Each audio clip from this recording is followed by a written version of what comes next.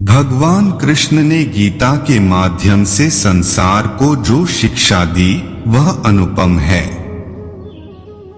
वेदों का सार है उपनिषद और उपनिषदों का सार है ब्रह्मसूत्र और ब्रह्मसूत्र का सार है गीता।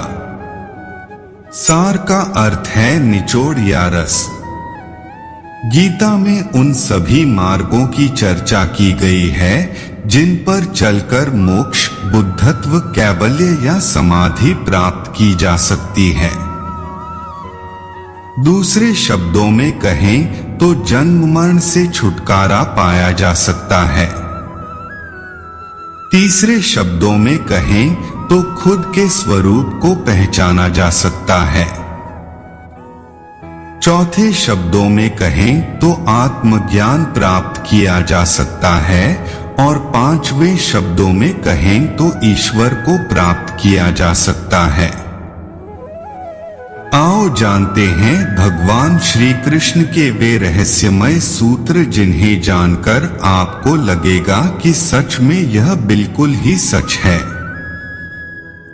निश्चित ही उनके ये सूत्र आपके जीवन में बहुत काम आएंगे। जीवन में सफलता चाहते हैं तो गीता के ज्ञान को अपनाएं और निश्चिंत तथा भयमुक्त जीवन पाएं। सफलता भगवान श्री कृष्ण कहते हैं कि यदि आप लक्ष्य को प्राप्त करने में विफल रहते हैं तो अपनी रणनीति बदलें, लक्ष्य नहीं। इस जीवन में न कुछ खोता है न व्यर्थ होता है। जो इस लोक में अपने काम की सफलता की कामना रखते हैं वे देवताओं की प्रार्थना करें। प्रसन्नता श्री कृष्ण कहते हैं कि खुशी मन की एक अवस्था है जो बाहरी दुनिया से नहीं मिल सकती है। खुश रहने की एक ही कुंजी है इच्छाओं में कमी। आत्मविनाश या नरक के ये तीन द्वार हैं, वासना, क्रोध और लोभ। क्रोध से भ्रम पैदा होता है। भ्रम से बुद्धि व्यग्र होती है। जब बुद्धि व्यग्र होती है तब तर्क नष्ट हो जाता है। जब तर्क नष्ट होता है तब व्यक्ति का पतन हो जाता है। वह जो सभी इच्छाएं त्याग देता है और मैं और मेरा की लालसा और भावना से मुक्त हो जाता है उसे शांति प्राप्त होती है। विश्वास क्या है? मनुष्य अपने विश्वास से निर्मित होता है। जैसा वो विश्वास करता है वैसा वो बन जाता है। व्यक्ति जो चाहे बन सकता है यदि वह विश्वास के साथ इच्छित वस्तु पर लगातार चिंतन करे। हर व्यक्ति का विश्वास उसकी प्रकृति के अनुसार होता है। विश्वास की शक्ति को पहचाने। मित्र और शत्रु दोनों है मन। जो मन को नियंत्रित नहीं करते उनके लिए वह शत्रु के समान कार्य करता है। मन की गतिविधियों, होश, श्वास और भावनाओं के माध्यम से भगवान की शक्ति सदा तुम्हारे साथ है और लगातार तुम्हें बस एक साधन की तरह प्रयोग करके सभी कार्य कर रही है। मन अशांत है और उसे नियंत्रित करना कठिन है, लेकिन अभ्यास से इसे वश में किया जा सकता है। सर्वोच्च शांति पाने के लिए हमें हमारे कर्मों के सभी परिणाम और लगाव को छोड़ देना चाहिए। केवल मन ही किसी का मित्र और शत्रु होता है। निर्भीक बनो, उससे मत डरो जो वास्तविक नहीं है, न कभी था न कभी होगा। जो वास्तविक है वो हमेशा था और उसे कभी नष्ट नहीं किया जा सकता। प्रबुद्ध व्यक्ति के लिए गंदगी का ढेर, पत्थर और सोना सभी समान हैं। संशय न करो, सदैव संदेह करने वाले व्यक्ति के लिए प्रसन्नता न इस लोक में है न ही कहीं और। आत्मज्ञान की तलवार से काटकर अपने हृदय से अज्ञान के संदेह को अलग कर दो। अनुशासित रहो, उठो।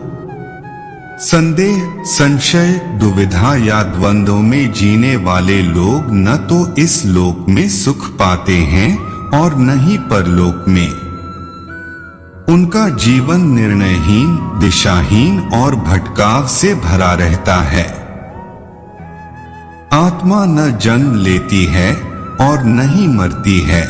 जन्म लेने वाले के लिए मृत्यु उतनी ही निश्चित है जितनी कि मृत होने वाले के लिए जन्म लेना। इसलिए जो अपरिहार्य है उस पर शोक मत करो। यह आत्मा किसी काल में भी न जन्मती है और न मरती है, अथवा न यह आत्मा होकर के फिर होने वाली है, क्योंकि यह अजन्मी, नित्य, शाश्वत और पुरातन है। शरीर के नाश होने पर भी यह नष्ट नहीं होती है। कभी ऐसा समय नहीं था जब मैं, तुम या ये राजा महाराजा अस्तित्व में नहीं थे। न ही भविष्य में कभी ऐसा होगा कि हमारा अस्तित्व समाप्त हो जाए।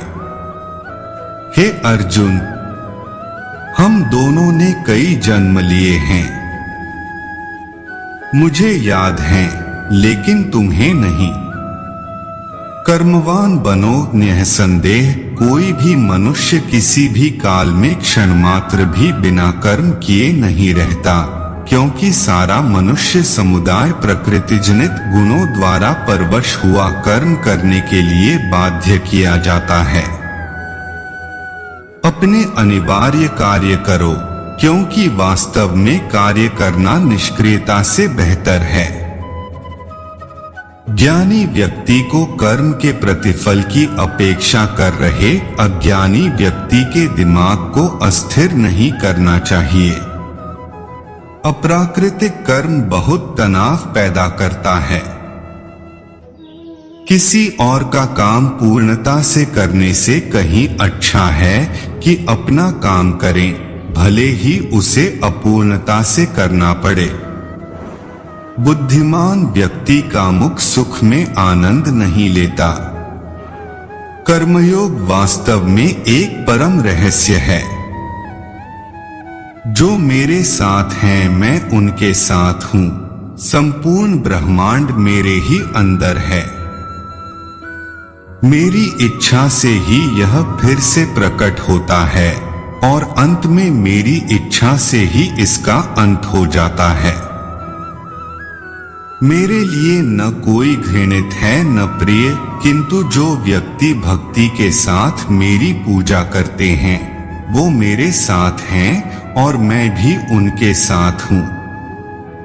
बुरे कर्म करने वाले, सबसे नीच व्यक्ति जो राक्षसी प्रवृत्तियों से जुड़े हुए हैं और जिनकी बुद्धि माया ने हर ली है, वो मेरी पूजा या मुझे पाने का प्रयास नहीं करते। हे अर्जुन, कल्पों के अंत में सब भूत मेरी प्रकृति को प्राप्त होते हैं, अर्थात प्रकृति में लीन होते हैं और कल्पों के आदि में उनको मैं फिर रचता हूँ। मैं उन्हें ज्ञान देता हूँ जो सदा मुझसे जुड़े रहते हैं और जो मुझसे प्रेम करते हैं। मैं सभी प्राणियों को समान रूप से देखता हूँ, न कोई मुझे कम प्रिय है न अधिक।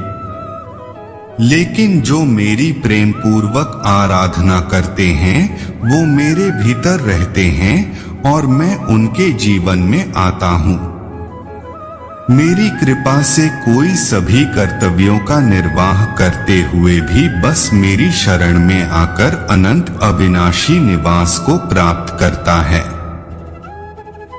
हे अर्जुन, केवल भाग्यशाली योद्धा ही ऐसा युद्ध लड़ने का अवसर पाते हैं जो स्वर्ग के द्वार के समान है।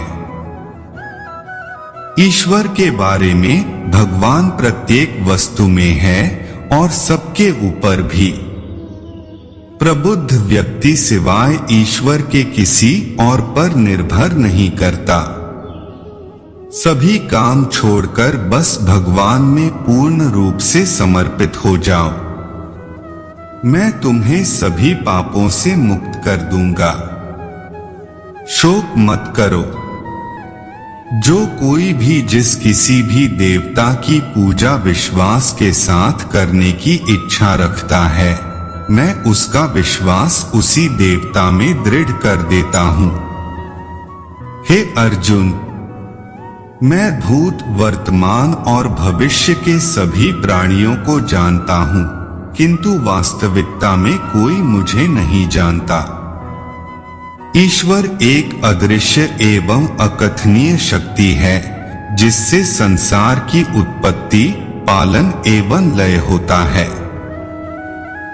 मानवीय रूप में उसकी ऐसी कल्पना की जा सकती है कि उसके सभी ओर से ज्ञानेंद्रियां और कर्मेंद्रियां हैं। सर्वत पणिपादं तत्सतोक्षि शिरोमुखम। वह समय समय पर संसार में धर्म की पुनर्स्थापना के लिए सगुण रूप में अवतरित होता है। वह जो मृत्यु के समय मुझे स्मरण करते हुए अपना शरीर त्यागता है, वह मेरे धाम को प्राप्त होता है। इसमें कोई संशय नहीं है। वे जो इस ज्ञान में विश्वास नहीं रखते, मुझे प्राप्त किए बिना जन्म और मृत्यु के चक्र का अनुगम करते रहते हैं।